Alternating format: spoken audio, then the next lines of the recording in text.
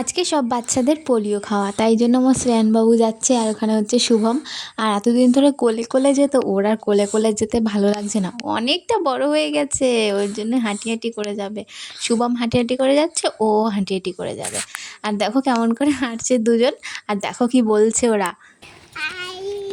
High করো। Video on করা মাত্রই প্রথমেই হাই করেছিল, তারপরে আমি আবার ভালো করে ক্যামেরা শ্যুট নিলাম, তারপর আবার হাই করলো, তোমরা দেখলে।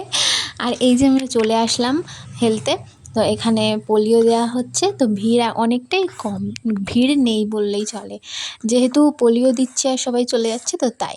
আর আমাদের বাড়ির থেকে এতটা দূর, মানে যাওয়া আর আসাটাই যা আমাদের টাইম লাগে, এখানে এসে কাজ মানে পোলিও খাওয়া বেশিক্ষণ টাইম লাগেনি।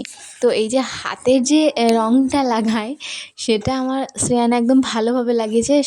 সেটার সময় কোনো কান্নাকাটি কিছুই করেনি, একদম ভদ্র ছেলে, ওর মতো ভদ্র ছেলে আর হয় না, এরকম কোথাও গেলে ও এরকমই।